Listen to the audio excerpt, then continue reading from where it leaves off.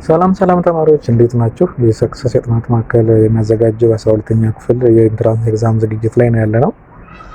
ዛሬ ደግሞ ለሶሻሎች ሊሆን የሚችል አንዳንድ ምክሮችን ለማገዝ ያህል ነው የመጣ ነው። ይሄ ጥያቄ ራውንድ 3 ላይ የነበረ የማቴማቲክስ ሌስ ፈተና ነው። የ12ኛ ክፍል በወረቀት ከተፈተኑት ማለት ነው። ሶስቱንም ራውንዶች ጥያቄዎች ልከንላችኋል። እነሱን በደንብ እያያችሁ መለማመድ መዘጋጀት ትችላላችሁ ማለት ነው።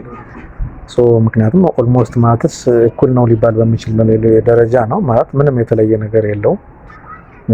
ሶሻል ናቹራል ማትስ ትንሽ ነው ልዩነት እንጂ ኦልሞስት ተመሳሳይ ነው። ጥያቄው እንደምታውቁት ክላሱም ከ9 እስከ 11 ኦልሞስት ተመሳሳይ ነው። እዛ ጋር ያለውንም እያያችሁ በደንብ መለማመድ ትችላላችሁ ማለት ነው። ራውንድ 1 ራውንድ 2 ራውንድ 3 ላይ የነበሩ ጥያቄዎች ለናቹራል ላይ የነበረው ትሬንድ ምንድነው?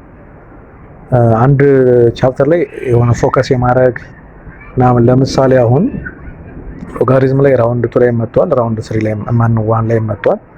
ላይክ የሆነ አንዳንዴ አንድ ቻፕተር ላይ ፎከስ የማድረግ ነገር ነበረበት፣ አንዳንዴ ደግሞ ለየት ያለ ነው። እነዚህን እናንተ እነዚህ ሶስቱም ራውንዶች ላይ የነበሩ ጥያቄዎችን በደንብ ያዙና እናንተ በጣም በትልቁ ግብአት ሊሆናችሁ ስለሚችል ይሄን በደንብ ያዙና ጥያቄ ያልወጡባቸው ቻፕተሮች ላይ በደንብ ፎከስ አድርጉ እናንተ ማለት በተለይ ሶሻሎች ወደ መጨረሻው ራውንድ ያላችሁ እንደውም በጣም ሊጠቅማችሁ ይችላል። ምክንያቱም እነዚህን የናቹራሎችን ራውንዶች ሁሉንም ራውንዶች ያዙ፣ በደንብ ስሩ፣ በደንብ አድምታችሁ ስሯቸው እነዚህን ጥያቄዎች።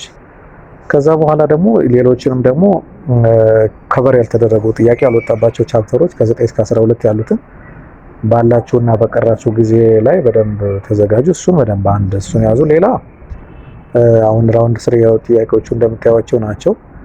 በጣም አሪፍ ጥያቄዎች። እኛ በሞዴልም ጥያቄ ፈርስት ሴሚስተር ሰከንድ ሴሚስተርም በ12ኛ ክፍል ሞዴል ማለት ነው በደንብ አድርገን የሰራናቸውን ጥያቄዎች ናቸው። ኦልሞስት ተመሳሳይ ናቸው። የቁጥር ጥያቄ ልዩነት ነው እንጂ አብዛኛው በኮንሴፕት ደረጃም በጥያቄ ጥልቀትም ይዘትም ምንም የተለየ ነገር አልመጣም። ጥያቄዎቹንም እንደምታዩቸው ናቸው ማለት ነው።